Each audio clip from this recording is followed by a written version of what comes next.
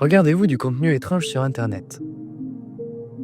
Si c'est le cas, vous êtes certainement déjà tombé sur ces compilations de vidéos, se prénommant pour la plupart Strangely Familiar Places with Unnerving Music. Littéralement, lieux étrangement familiers avec de la musique inquiétante.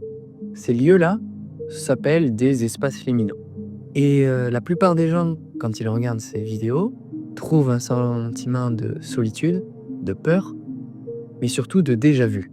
Déjà-vu dans leurs rêves ou dans leurs souvenirs, dans leur vie, sans pouvoir pour autant prouver qu'ils y sont déjà allés. Pourquoi, quand et où cela se situe. Et c'est le sujet qu'on va traiter aujourd'hui. Bienvenue dans cette découverte des espaces liminaux. Alors qu'est-ce que c'est un espace liminal? Donc, dans le langage Internet, un espace liminal, c'est une image qui représente un endroit souvent vide en termes de population humaine, qui paraît irréel, parfois infini, et qui donne ce sentiment de solitude, mais surtout de déjà-vu. Alors comment les gens peuvent tellement avoir ce sentiment étrange d'y être déjà allé, sans y avoir pour autant réellement été allé pour la plupart?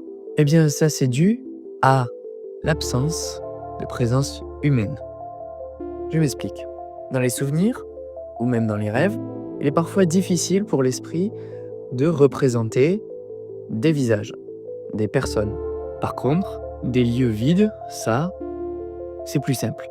Et donc, c'est cette esthétique qui va justement donner cette impression de déjà-vu dans les rêves ou dans les souvenirs. C'est un souvenir qui se détériore justement. C'est ça, les liminal spaces, un souvenir qui se détériore. La non-présence d'êtres humains peut parfois amener justement à ce sentiment de solitude, ce sentiment de juste se retrouver avec soi-même, dans un endroit qui paraît plus grand que nous, et avec aucune distraction autour. Ces images caractérisent aussi donc l'ennui. Ceux qui, quand le divertissement n'existe plus, quand les distractions ne nous distraient plus, nous laissent seulement, nous, en face de nos problèmes. Et c'est peut-être ça aussi, ce qui fait peur dans ces liminal spaces, le fait de se retrouver seul face à soi-même. Alors ces endroits ont rapidement fait beaucoup de bruit sur Internet, notamment en commençant par 4chan, ensuite Reddit, et après YouTube. Ces images sont rapidement devenues iconiques. J'imagine peut-être que vous en avez déjà vu dans cette vidéo qui vous ont fait vous rappeler quelques petites choses, comme ces images que je vous passe, notamment à l'écran. Oui, ça doit vous rappeler certainement les backrooms. À partir de ces images étranges, vides, les internautes ont créé des multitudes de mèmes. Mais le mème des backrooms n'est vraiment pas comme les autres. Alors, les backrooms, vous en avez sûrement, même c'est obligé, avoir déjà entendu parler de cette chose. Depuis 5 ans, on en a eu droit à toutes les sauces. Des mèmes drôles, parfois terrifiants aussi. Donc ces endroits, ces liminal spaces, que KanePixel a utilisé donc pour créer ses premiers fan footage des backrooms, qui créa donc le mème des backrooms, sont, pour certains, des points de passage. Des points de passage vers une autre réalité, une autre dimension, une dimension parallèle qui tente d'imiter tant bien que mal notre monde, mais d'une manière un peu difficile. C'est ce qui donne justement cette impression bizarre, étrange, pour les backrooms en tout cas. Mais alors, quand nous nous retrouvons dans les backrooms, ce sentiment de solitude est certes évident, mais sommes-nous réellement seuls? J'ai dit juste avant qu'il tentait de reproduire notre monde, mais d'une manière un peu difficile, on va dire.